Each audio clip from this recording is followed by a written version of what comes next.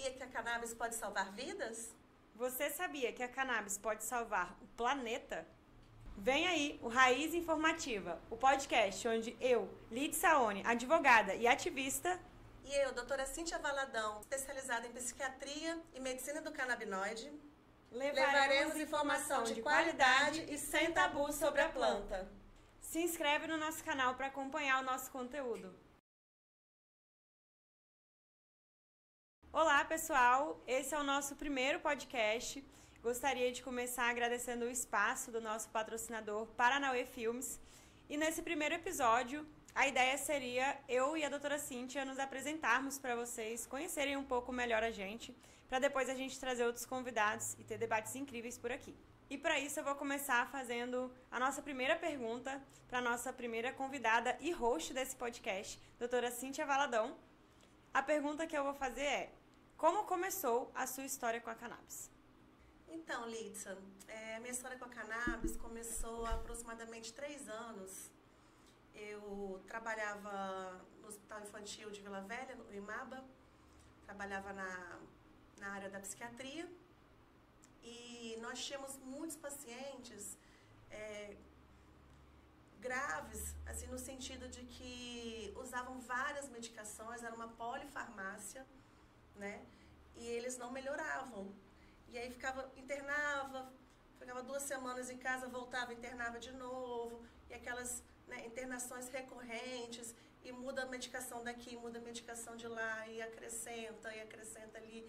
Virou uma alquimia danada, né? Um monte de medicação, e esses pacientes não melhoravam.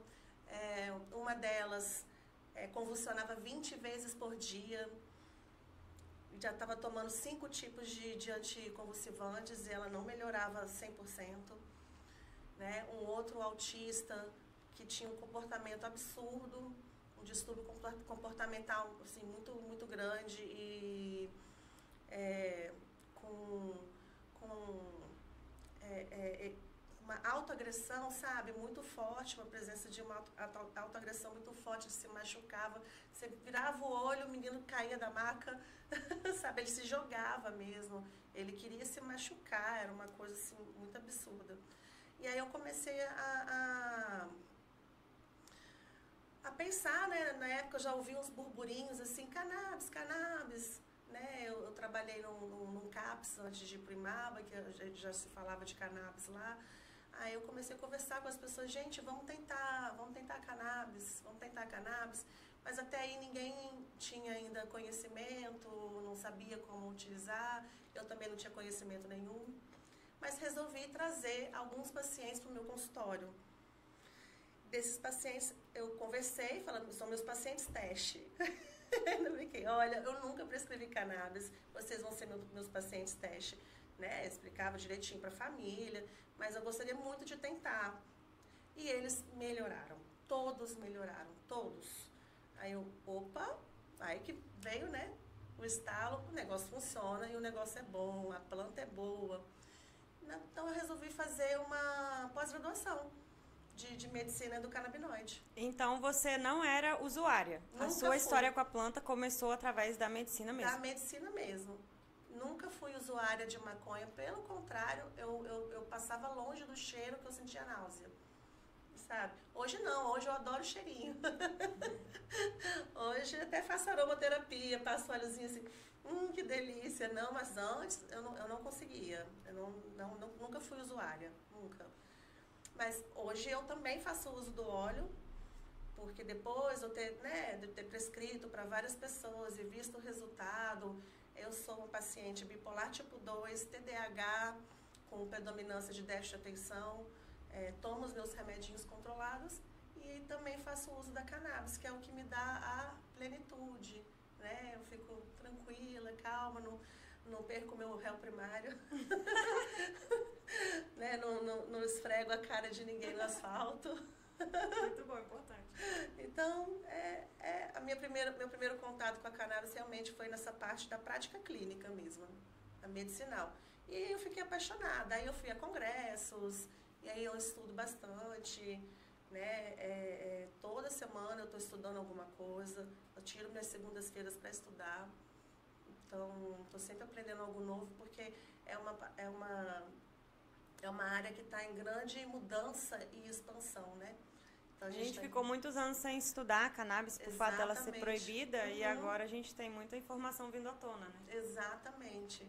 Tem sempre alguma coisinha assim que a gente não sabe e aparece, então é estudar, mas é apaixonante. É apaixonante.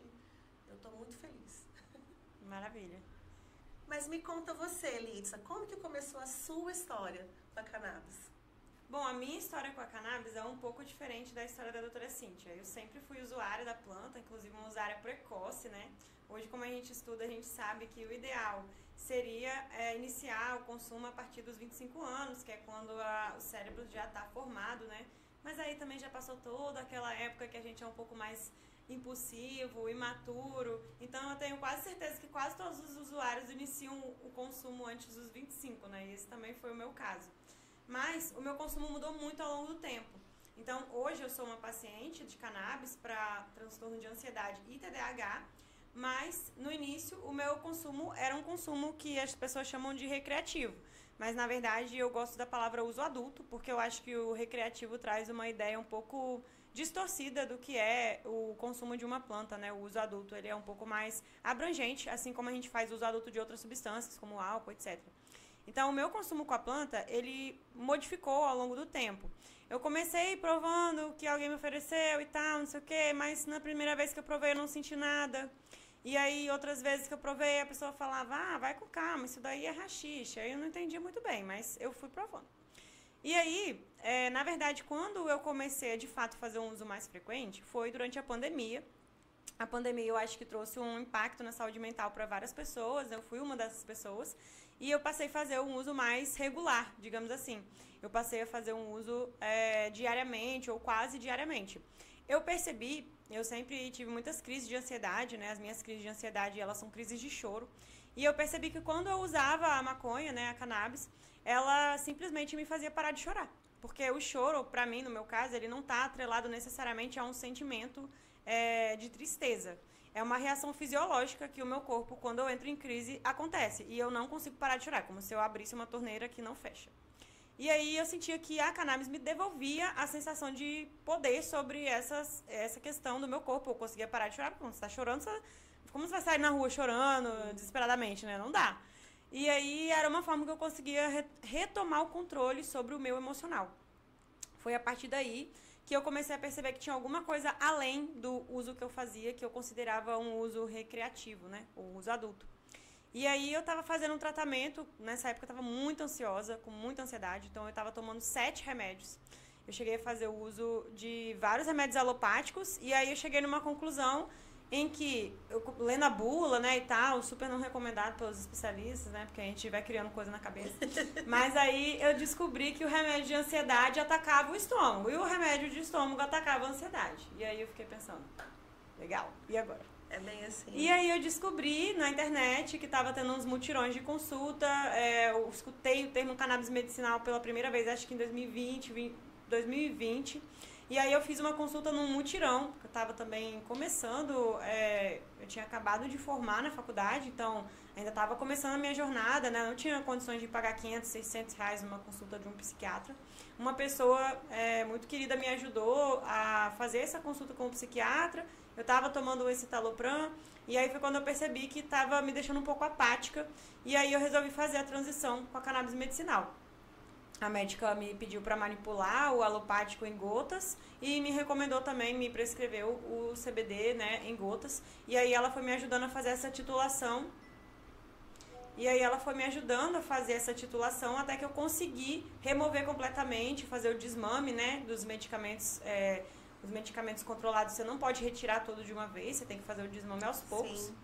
E aí eu consegui fazer esse desmame com a ajuda dessa médica. E a partir de então eu resolvi que a minha advocacia seria voltada para esse tema, porque eu tive essa melhora na minha vida e a partir do momento que eu comecei a ter o óleo em casa, minha irmã começou a fazer o uso, a minha mãe começou a fazer o uso, meu pai começou a fazer o uso e todo mundo melhorou. Você foi o exemplo. E aí, isso foi até engraçado, porque o meu pai pagou minha faculdade e na época, pai um pouco cabeça dura também, ele virou para mim e falou: eu não paguei 5 anos de faculdade pra você ficar falando de maconha por aí. Mas o meu pai é dentista, então eu falei com ele, pai, o senhor é da área da saúde, você vai estudar e depois a gente conversa. E foi o que ele fez. Ele fez até uma pós em cannabis medicinal, então, assim, foi muito bom. E a gente hoje tem uma troca bem bacana sobre isso. E foi assim que eu comecei a falar sobre isso também nas redes sociais e trazer esse assunto dentro da minha prática jurídica, né? E também foi uma questão pra mim, porque eu lembro até onde eu tava quando eu tive esse pensamento. Eu tava lá em Guarapari, tava morando lá ainda, sentada na sala ali. E aí eu fiquei pensando, gente, eu realmente vou falar de maconha agora, no início da minha carreira, assim, porque eu posso simplesmente estar jogando tudo Pode ser um por tiro no água pé, né? abaixo. Mas eu também lembro da sensação de que eu tinha certeza de que eu estava do lado da verdade. Porque eu vivi a transformação. E eu vi outras pessoas ao meu redor também vivendo isso. Então, eu também tive um paciente experimental, que foi o meu primeiro cliente de habeas corpus, né? O habeas corpus para cultivo da cannabis. Que eu expliquei pra ele, falei, tô começando agora, mas eu estudei pra fazer esse tipo de ação, e se você quiser ser o meu primeiro cliente, a gente, tamo aí. E aí ele topou, e estamos por aí, fazendo a revolução agora no mundo jurídico. Fui a advogada pioneira no Espírito Santo a falar desse assunto, né? Pra quem não sabe, o Espírito Santo é um estado super conservador. E estamos aí, fazendo história. Maravilha, que bom que o estado tem pessoas como você, né? E como eu agora também, podendo trazer aí as boas novas da cannabis e tirar esse olhar endemoniado que as pessoas têm, né? Perfeito. Agora vamos à nossa segunda pergunta. Doutora Cíntia, como você acha que a cannabis pode contribuir para a nossa sociedade? Nossa, Litsa, boa pergunta, mas é uma resposta tão ampla, né? Porque a cannabis pode contribuir de tantas maneiras, né? Porque não é só na parte de saúde medicinal, a gente sabe, né? Nos agronegócios, até no comércio também, né? Dependendo do nosso governo ajudar aí, né? O nosso cânhamo serve para tantas coisas, móveis, papel, tecido, né? Então a gente traria assim uma questão comercial muito ampla, né? Um país com tanta terra boa também, né, para plantio de cannabis, seria assim um sonho se pudéssemos, né, lá no futuro, quem sabe, No futuro próximo, né, fazer aí o plantio não só para fins medicinais, farmacêuticos, como que foi liberado agora, né? Mas para tudo. Porque gera muito emprego, é fonte de renda, gera muito dinheiro. Dinheiro que vai circular, né? Desde o produtor lá até o comerciante, o usuário. É dinheiro que circula, é economia, né? Que vai girar. Então, se tratando assim da planta inteira, é bem ampla a resposta. Mas falando na parte da saúde, caramba, se tivesse, né, alguns lugares em São Paulo já tem, acho que não tem mais algum lugar. Aqui teve um problema lá, um erro na digitação da lei, e aí ficou ruim pra gente. Tá mas um pouco agarrado, tá né? agarrado, mas, né, onde já tem liberado para o SUS, é um grande avanço, porque ainda é um tratamento muito, muito caro, né? É muito dispendioso e é incrível como que as famílias que mais precisam são as famílias carentes, né? Nossa, é um avanço no tratamento de autismo fora do normal. Hoje eu trato tudo, né? Eu trato ansiedade, depressão, dor crônica, insônia, mas, né, TDAH, o autismo é algo que me deixa muito emocionada, porque realmente você não trata só o paciente, você trata a família, toda a rede de apoio, né? Aquela família que já está adoecida de ver a criança daquele jeito, que ama aquela criança, não sabe mais o que fazer. E essa criança cresce, né? E fica forte. Cresce, e às vezes é uma dificuldade de manejar essa situação. Exatamente. Então, assim, e a gente tem ali um produto, né? Uma medicação, porque é um remédio, né? A gente tem um remédio natural, é um remédio que consegue resolver toda essa situação. Então, seria bom que mais pessoas pudessem ter acesso a esse tratamento, né? Entrar para o SUS, o óleo entrar para o SUS, ajudaria bastante, muitas famílias, muitas mesmo. Mas, assim, tem muitas doenças, né, hoje que assim, eram praticamente intratáveis, não sei, as pessoas conviviam com elas. Na verdade, as pessoas sobrevivem, se arrastam, dores, né, que são incapacitantes e que a cannabis consegue sanar essa dor. Né? Parkinson, a pessoa para de tremer e consegue comer, consegue se alimentar sozinho, sabe? Alzheimer, demência, você consegue retardar o efeito, né, neurológico, você consegue fazer com que as pessoas demorem mais a terem a falta de memória em si. E não só a falta de memória, porque o Alzheimer não é só, né, falta de memória, tem toda a questão do comportamental também e do humor, né? O humor, para mim, é o melhor ansiolítico que eu já tomei na vida. Eu sou muito suspeita, porque a cannabis, de todos os antidepressivos que eu já tomei, que eu faço uso desde 2011, né? Então, tudo de remédio que eu já tomei controlado, a cannabis foi a que me deixou mais zen, assim, mais tranquila, mais em paz, sabe? Eu queria te perguntar um pouco sobre isso também. Muitas pessoas escutam falar da cannabis, mas como é um assunto novo, parece que a gente está falando de plutônio, parece que a gente está falando de uma coisa radioativa. E eu queria que você trouxesse, como psiquiatra mesmo, como experiente nesse assunto, um comparativo entre os medicamentos químicos tradicionais, alopáticos, e a cannabis, do ponto de vista de custo-benefício para a própria saúde, mas não só do valor-preço, mas sim do quanto isso pode afetar em termos de efeitos colaterais à vida das pessoas que fazem o uso e por que elas deveriam repensar, quem já faz uso de medicamentos, né? Por que deveria repensar em dar uma chance para a cannabis? A questão dos alopáticos, né, as medicações alopáticas, elas têm uma toxicidade, começando por aí, né? Então, tem uma dose máxima que você pode chegar. A gente pode até fazer um pouco off-label. Sob risco de... Mas tem risco às de vezes morte, né? Exatamente. Então, tem uma toxicidade. Então, começando por aí, pode morrer. Né? Então, a cannabis não tem esse risco. Ninguém no mundo não tem um registro de overdose por maconha que dirá por cannabis medicinal, né? Eu sei, né? Tô perguntando, porque muita gente aqui pode ser que não saiba, então é bom a gente trazer esse assunto. Não tem. Ninguém nunca morreu fumando maconha e nem usando o óleo de maconha. Nunca não tem um registro. Tanto que ela é uma medicação fitoterápica, né? E tem a questão das interações medicamentosas, porque as pessoas, muitas não usam um remédio só, né? Usam 3, 4.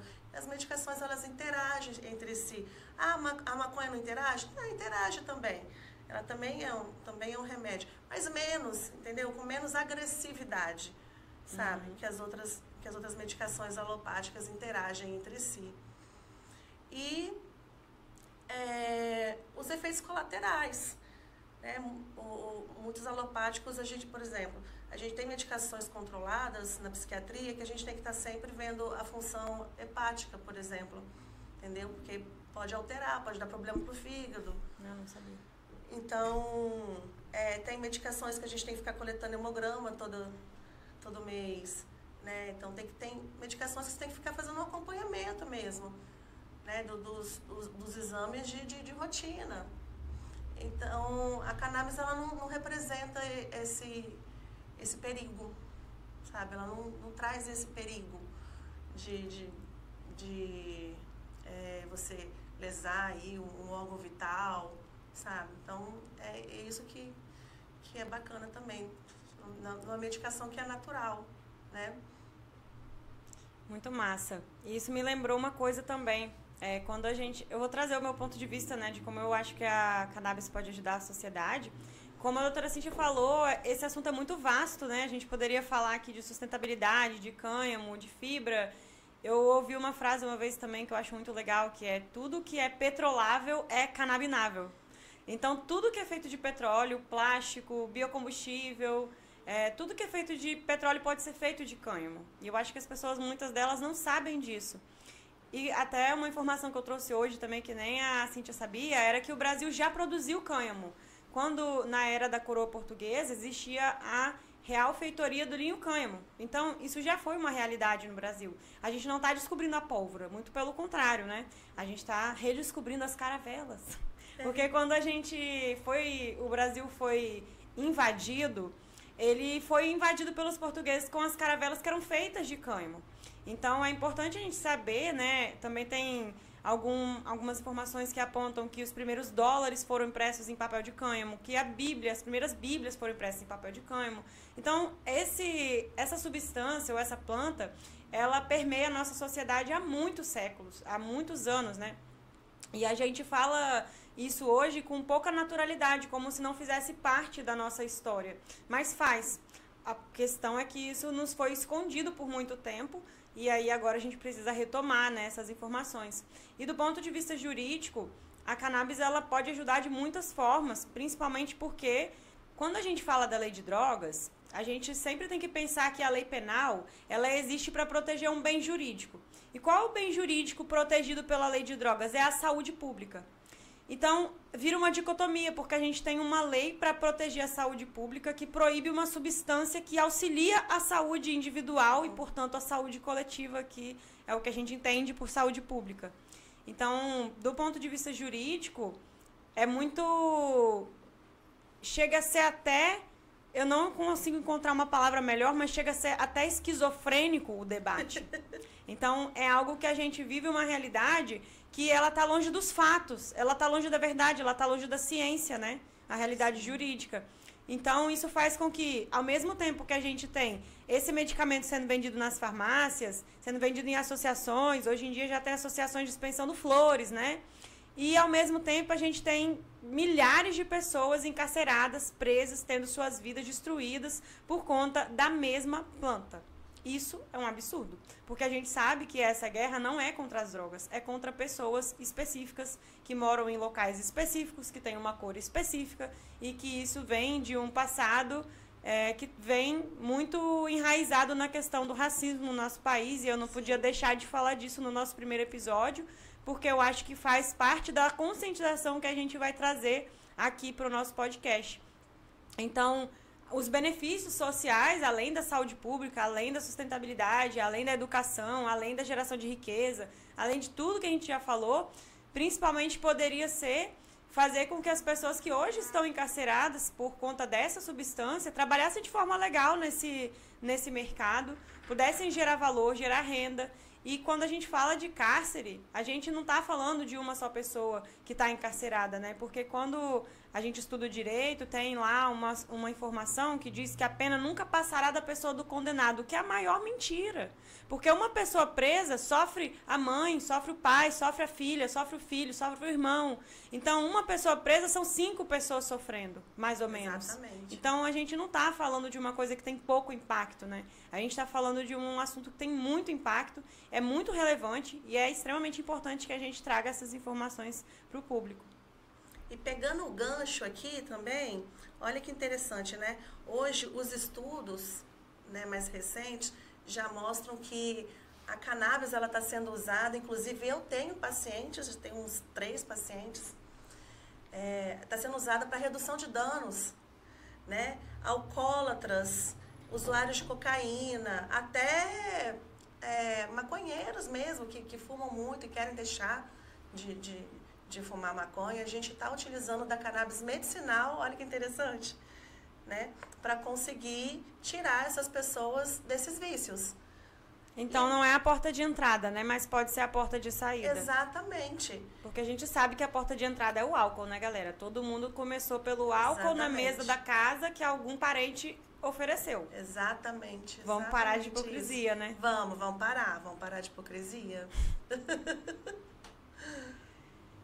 Beleza, então, quais os avanços e desafios que você enxerga hoje nesse cenário? Bom, vamos lá. Falando nos avanços, com essa redução, né, do proibicionismo, a gente conseguiu retomar, né, pesquisas científicas que foram paradas lá atrás, né? E tá tendo um avanço, né? O pessoal tá com garra mesmo. O pessoal tá... não tem... doutora, não tem estudos. Não vou tomar esse remédio porque não tem artigo científico. Digita lá no PubMed que vocês vão achar milhões de artigos. Não tem para quem não quer, né? Não tem para quem não quer enxergar. Não tem para quem não quer procurar. Porque o médico tal falou que não tem artigo científico. Bota lá no PubMed. O médico aqui não quer se atualizar. Entende? Tá aí para todo mundo ver. Os médicos, eles precisam se atualizar. Nós temos um sistema endocannabinoide que foi descoberto há pouco tempo. Eu sou formada há 16 anos, eu não tive isso na faculdade. Naquela época não se sabia desse sistema endocannabinoide. Hoje já se sabe. Entende? Então, gente, médico não pode parar de estudar, não. Médico, vamos embora estudar. É isso aí. E eu também acho legal falar que o Brasil é um dos pioneiros e também um dos principais produtores de artigos científicos no mundo sobre cannabis e psicodélicos. Exatamente. Isso aí. E com essas pesquisas, né, com esses avanços, a gente está tendo aí várias doenças que eram doenças de difícil controle, intratáveis, né, praticamente, e que a gente está conseguindo ter um controle, dar uma melhor qualidade de vida para o paciente, para a família, né? Para paciente que tem câncer, sabe? É um excelente paliativo. Que a cannabis ela tem diversas propriedades, é antioxidante, anti-inflamatória, antiemética, analgésico 10 vezes mais potente que a morfina. Em alguns casos pode potencializar também o efeito antitumoral, certo? Exatamente, e diminui a proliferação de células cancerígenas. Falava assim, porque o pessoal que fuma maconha está queimando neurônios. Não, pelo contrário. Eu gosto que esse podcast a gente vai pegar os mitos um por um e vamos quebrar todos. Pelo contrário, a cannabis ela é protetora neuronal, gente. Sabe? Ela faz homeostase, ela regula, ela equilibra. Né? Ela faz homeostase é o quê? Equilíbrio. Ela pega tudo que está... A gente tem... Desregulado. Tudo que está desregulado no organismo e regula. O que está produzindo em excesso vai diminuir, o que está produzindo em escassez vai aumentar, né? Os neurotransmissores vão ficar todos nos níveis bonitinhos, certinho, dopamina, acetilcolina, adrenalina, serotonina, sabe? Tudo vai ficar bonitinho. Então, é moduladora de sistema imunológico, tá aí um excelente tratamento para as doenças autoimunes. Sabe? Então, e os estudos só estão avançando e descobrindo cada vez mais coisas. Existem mais de 500 canabinoides, a gente só está trabalhando com 3 ou 4, né? 5 no máximo, né? Mas existem mais de 500 que já foram descobertos, então... Maravilha. Tem bastante coisa para acontecer. Quais os desafios que você enxerga ainda no setor? O maior desafio que eu enxergo hoje é o preconceito, né? É o preconceito, nós vemos nessa cultura do proibicionismo, né? Engraçado que eu percebo que as pessoas de mais baixa renda me procuram mais para fazer o tratamento com cannabis do que as pessoas de alta renda, com mais riqueza, porque você vê essa divisão mesmo. Os mais ricos são mais preconceituosos. Conservadores, né? São mais conservadores. Entre aspas. São mais conservadores. O maior desafio que eu vejo hoje é o preconceito. É o preconceito. Ainda aqui no Espírito Santo, então, demais, é uma sociedade muito conservadora. Né? Eu atendo pacientes mais de fora do Brasil, de fora do Brasil não, de dentro do Brasil, mas de outros estados, do que daqui mesmo, do Espírito Santo, porque tem essa barreira, né? É um povo que ainda tem muitos tabus, né? São muitas camadas, né? Pra gente vencer, exatamente, desmistificar aí o uso da cannabis. Então, mas eu tô aqui para isso, firme e forte. Firme e forte na batalha, porque eu acredito na planta. Acredito porque eu vi muitos resultados bons, porque eu uso também, eu acredito na planta. Então, me apeguei a isso, na minha intuição e no amor que eu tenho à medicina, à psiquiatria, à saúde mental, ao que eu faço. Me apeguei a isso e vamos embora. Mas realmente, colegas de trabalho, às vezes, sabe, falam mal, clínicas onde eu já tentei trabalhar. Isso é um problema, né? Porque quem deveria propagar a medicina canábica, que são os médicos, sim, muitas vezes são contrários. É uma barreira muito grande entre os médicos, né? Então, eu sofro. Né? A gente sabe. Eu sofro. E eu acho engraçado você falar isso, porque os meus clientes também, a maioria, são de fora do estado. Eu sou daqui do Espírito Santo, algumas pessoas me procuram daqui, mas a maioria das pessoas que me procuram não é daqui. Tanto para abrir associação, quanto para fazer o habeas corpus de cultivo, ou até mesmo os processos contra o SUS, contra o plano de saúde, né, para conseguir o custeio do medicamento. Eis a barreira que a gente enfrenta aqui, né, dificuldade de comunicação. Sim. Por isso que esse espaço também é tão importante para a gente divulgar todos esses assuntos. E aí agora eu vou falar também o que eu acho, né, sobre os desafios e os avanços. Bom, muita coisa a gente compartilha, né, porque a doutora Cíntia já adiantou algumas coisas, então eu vou trazer uma outra perspectiva. Mas sobre os avanços, no ano passado a gente teve diversos avanços no setor jurídico sobre a questão da cannabis, né? A gente teve a autorização pela primeira vez de uma empresa para explorar o cânhamo para fins comerciais. O que significa isso, né? Produzir a cannabis com menos de 0,3% de THC, e foi por uma farmacêutica, né?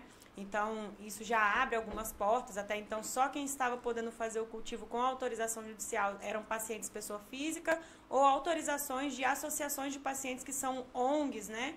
São organizações sociais do terceiro setor. Esse termo ONG está até desatualizado, mas eu acho que ele comunica bem, então eu trouxe por conta disso. E outros assuntos também que tiveram avanços do ponto de vista jurídico, normativo, né, no ano passado. A gente teve a cannabis retornando à farmacopeia brasileira, eu acho que isso abre algumas portas também para a gente trabalhar. E teve a descriminalização, foi um avanço, né? A gente sabe que essa descriminalização não falou muita coisa, né? Falou, mas não falou. Foi um pouco de jogo político ali para amaciar a cabeça da galera, para preparar o terreno para o que está por vir. Então, eles tiraram de pauta, colocaram em pauta, tiraram de pauta, colocaram em pauta. É porque aí a notícia ia e voltava dos noticiários, né? E com isso a galera ia já ficando um pouco cansada, até que quando eles finalmente deram a decisão de que não era crime, isso não foi meio que uma surpresa para ninguém. Mas, ao mesmo tempo, já vou trazer os desafios também nessa pegada. A gente teve também no Espírito Santo, em vários outros estados e cidades do Brasil, leis de cannabis no SUS.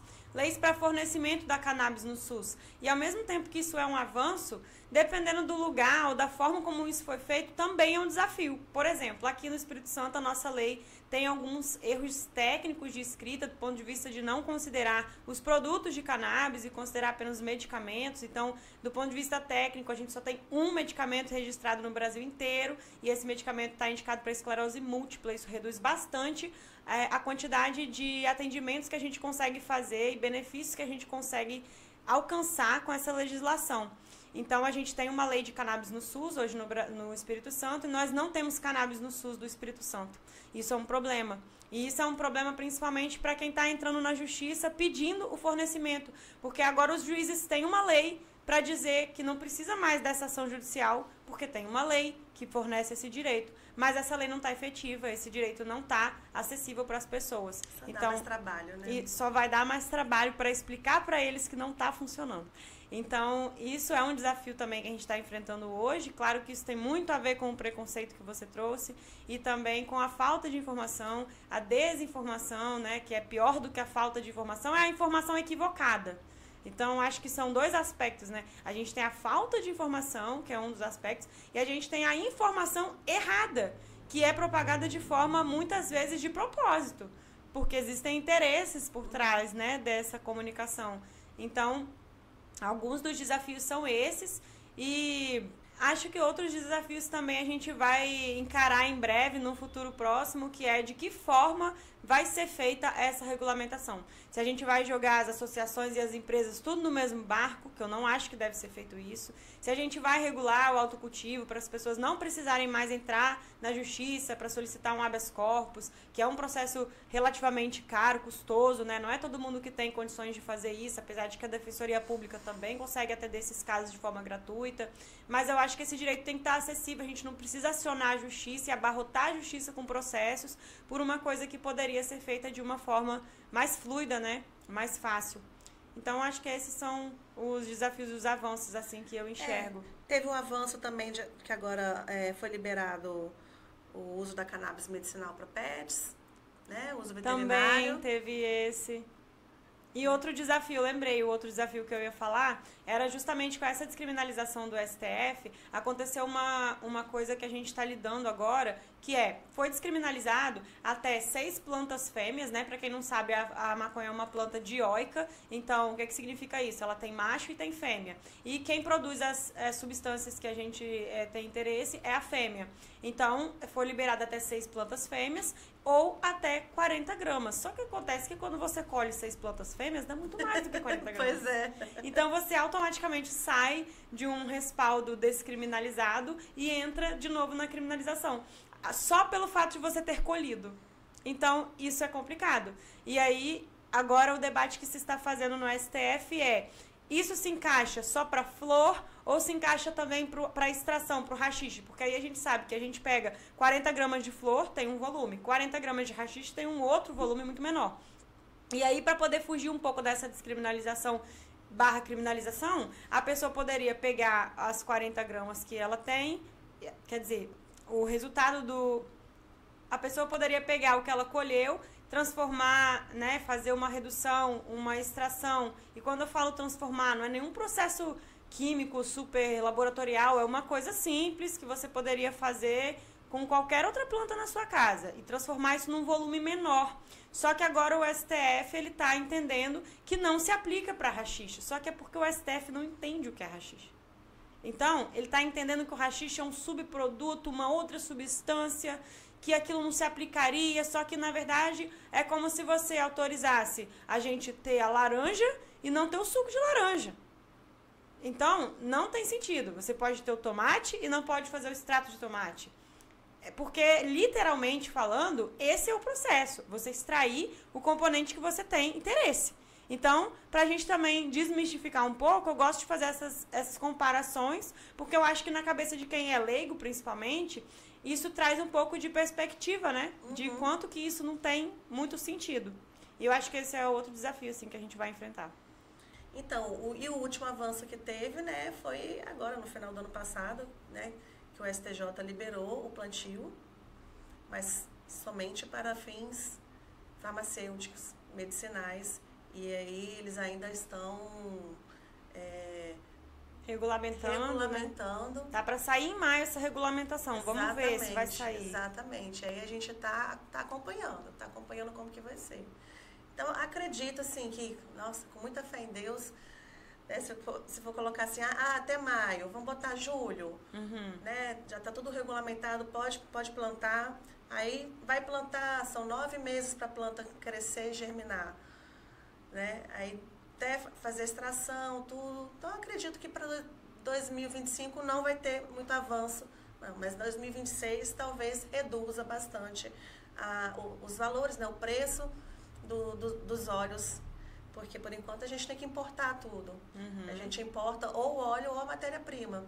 E fabricando aqui no Brasil, isso vai cair bastante o valor e vai ser mais acessível para muita gente, né? Então, eu estou jogando aí lá para o final de 2026, 2027, início de 2027, que a gente já possa ter óleos com preços mais acessíveis. Muito bom. E para ir no fechar também, eu acho que a gente já está quase chegando no final do nosso primeiro episódio.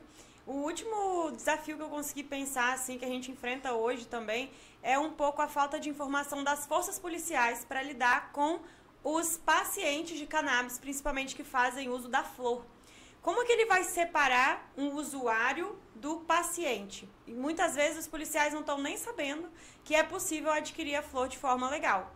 Então, acho que esse é outro aspecto assim que a gente ainda vai ter que trabalhar bastante no nível de informação, de educação desses agentes, para a gente conseguir fazer com que as pessoas não sofram um constrangimento por estar fazendo uso de uma substância medicinal que beneficia o tratamento dela, né? Porque ninguém merece, além de já ter um transtorno e ter que tratar esse transtorno, ainda sofrer uma vitimização do Estado e ser constrangido por conta disso.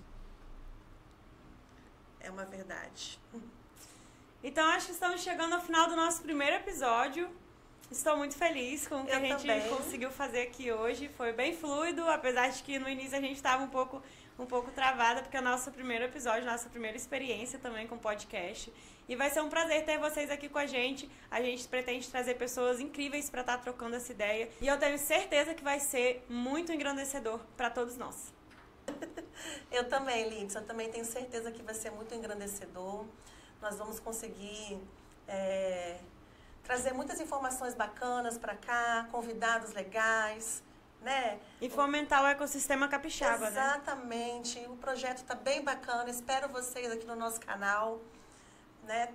Curte aí, se inscreva no nosso canal e até a próxima. Então é isso, pessoal. Esse foi o nosso primeiro episódio de Raiz Informativa. A gente te espera nos próximos.